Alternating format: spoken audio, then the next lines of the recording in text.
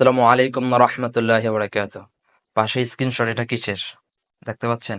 এটা হলো গিয়ে বাড়িতে রান্না করার জন্য ভক্তের কাছে পীর বাবা তার স্ত্রীকে চাইছে।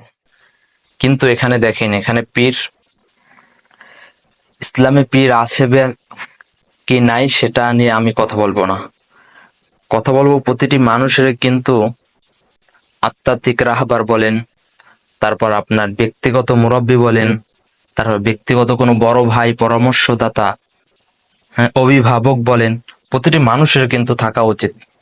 সে যদি দুনিয়ার লাইনেও সফলতা পেতে চায় এবং আখেরাতের লাইনেও যদি সফলতা পেতে চায়, তাহলে প্রতিটি মানুষের উচিত সে যেন কাউকে অভিভাবক বানায়, কাউকে শায়েক বানায়। একই শব্দ, একই শব্দ, অভিভাবক, শায়েক, পীর, তারপর হজরত, এগুলো সব মানে একই পরিভাষায়, ধরতে গেলে পরিভাষায় একই।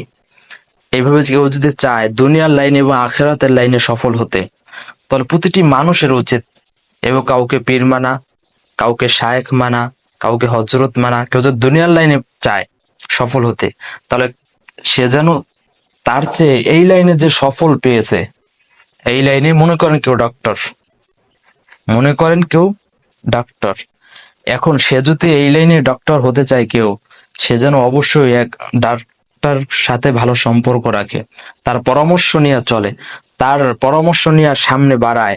সে কিভাবে ডাক্তার হয়েছে সেইটা নিয়ে সে যেন সামনে বাড়ায়, তাহলে সে সফল হতে পারবে।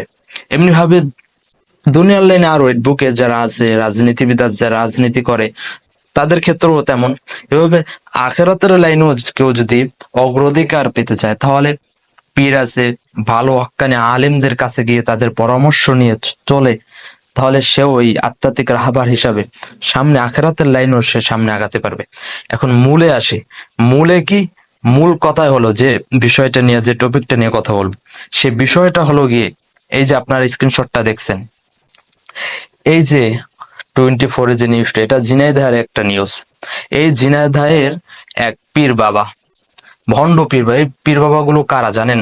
এই পীর বাবা গুলো হলো যারা ওই যে মাজার পূজারি করে না, ওই মাজারে যারা থাকে, আর মূলত আলেম না, আর ওই মাজারে থাকে, কোনো মাজার থেকে আসে, কোনো মাজার থেকে এসে তারপর বাড়ির থেকে একটা খানকা করে, ওইখানে ওরস টোরস করে প্রতি বছর একবার, মানে শিল্পী টিল্পি আইনা, বাউল টোল আইনা টাইনা, মেয়ে টেন আইনা নাচায় টাচায়, আর টাকা টাকা তুলে, চাল টাল তুলে তুলে, গ্রামে, আমাদের গ্রামে একটা আছে মানে মহিলা, সে, হ্যাঁ, ওরস টোরস করাটা এখন ওরস হয় না, এখন মাহফিল হয়, যাই হোক, ঠিক আছে।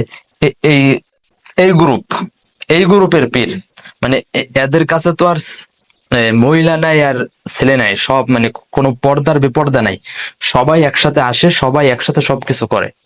হ্যাঁ, যে তার কাছে 3 দিন যাবত, এই লোকের, এই যে ফটো দেখছেন, এই লোকের স্ত্রীরা, সে 3 দিন যাবত তাদের ওই পীর বাবার বাসায় ছিল। পীর বাবার বাসায় থাকার পরে, এই যে ভণ্ড পীরের বাসায় ছিল, সে কোনো আলেমও না, সে ভণ্ড পীরের বাসায় ছিল।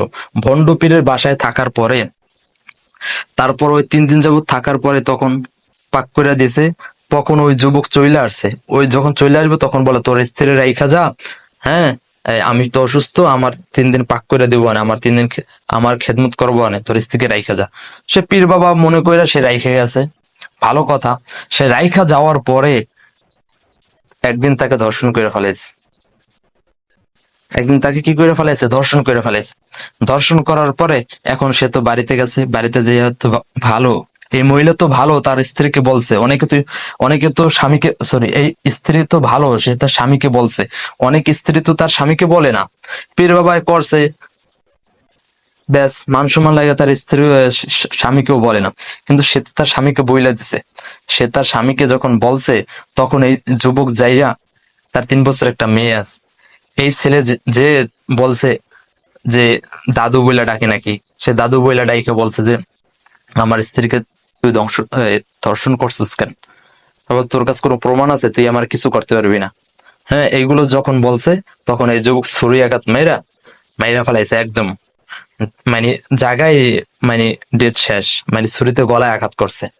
যাই হোক, এখন কথা হলো গিয়ে, এই যে পীর বাবা যে কাজটা করলো, এখানে দোষ কার? পীরের না মুরিদের? আমি উভয় জনার দোষ দিব। কেন উভয় জনার দোষ দিব? কেননা এখানে যদি তার, সে যদি ভালো পীর হইতো, সে ভালো পীর চেনে নাই, তার দুনিয়াবি ও আখিরাতের লাইনে কোথায় কোন কার কাছে গেলে সফলতা পাবে সেই রাস্তা সে জানে নাই। এই কারণেই মূলত এই ঘটনাটা করছে। এই কারণে হক্কানি আলেম বলেন যে হক্কানি আলেমের দরবার সবসময় থাকতে, ভণ্ড পীরের দরবারে কেউ না যেতে, তাহলে আপনার দুনিয়াবিও শেষ, আখেরাতেও শেষ। দুনিয়াবিও শেষ, আখেরাতেও শেষ। আল্লাহ তাআলা আমাদেরকে এই সমস্ত ভণ্ড পীর থেকে হেফাজত করুক, এই সমস্ত মাজার পূজারী থেকে হেফাজত করুক। আসসালামু আলাইকুম।